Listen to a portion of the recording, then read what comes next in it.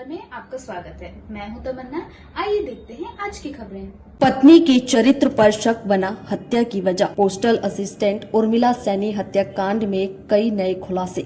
इंदौर की postal assistant Urmila Saini हत्याकांड में रोज नए खुलासे हो रहे हैं। यह वारदात कोई आम घरेलू विवाद नहीं बल्कि क्रूर और सोची समझी साजिश का नतीजा है। उर्मिला की बेटी प्रेक्षा के बयानों और पुलिस पड़ताल में आरोपी पिता अखिलेश सैनी की जो रणनीति सामने आई है वह रोंगटे खड़े कर देने वाली है।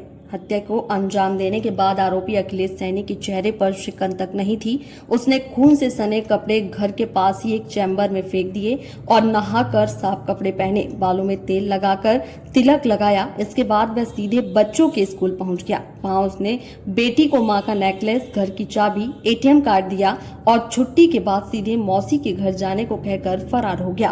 प्रेक्षा ने बताया कि जब वह और उसका छोटा भाई स्कूल से घर पहुंचे तो घर का दरवाजा खुला हुआ था।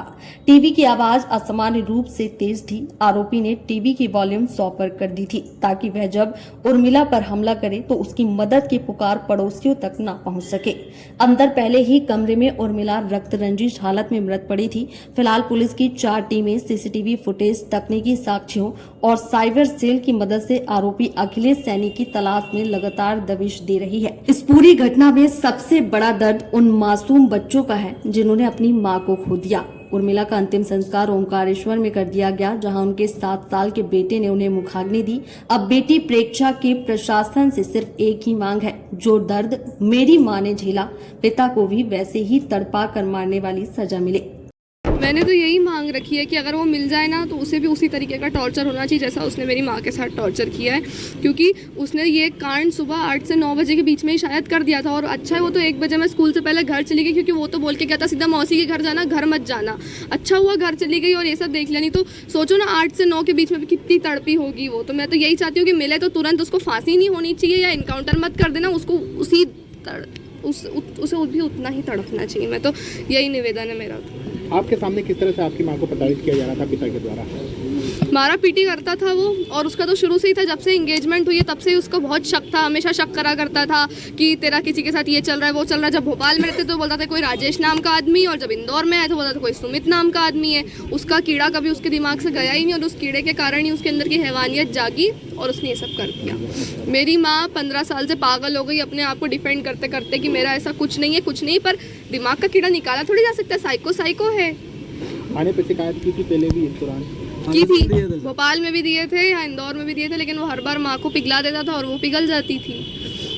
कभी आपके सामने किसी तरह की बेरहमी की हो, थाने तक बात गई हो? मेरे सामने गला दबाया है, और जब मैंने रोकने की कोशिश करी तो आपको इस साइड या शायद इस साइड मेरे सर पे ऐसा कुछ स्लांट में निशान दिख रहा होगा, तो उसने मंदिर पे जो सिंहासन नहीं होता जिसमें भगवान होते, तो उसने वो सिंहासन फिर मुझे ऐसे फेंक के मारा था, तो उसका कोना मुझे लगा हुआ है। वो निशान इधर से किधर साइड है, किसी साइड तो है वो निशान।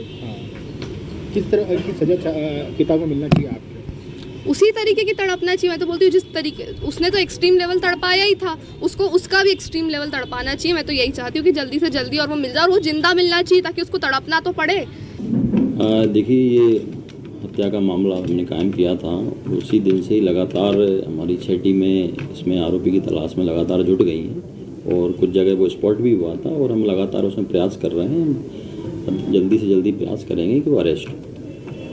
क्या नाम था आरोपी का, मतलब का क्या नाम था, पूरा घटनाक्रम क्यों घटित हुआ था, कुछ कारण सामने आया? कारण यही है कि उनकी आपस में विवाद होता था और उसको शंका भी करता था वो, तो इस कारण से उसने इस घटना को अंजाम दिया था। आरोपी अखिलेश सैनी नाम है आरोपी का।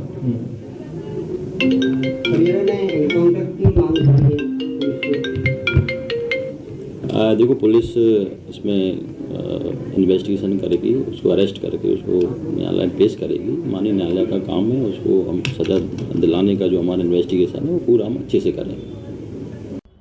ये थी आज की खबर, और खबर देखने के लिए हमारे चैनल को सब्सक्राइब करें, लाइक करें और बेल आइकन दबाना ना भूलें। आप देख रहे हैं जनता के लिए, जनता की आवाज, जनता समाचार। अन्य खबरों के लिए हमारा चैनल सब्सक्राइब करें।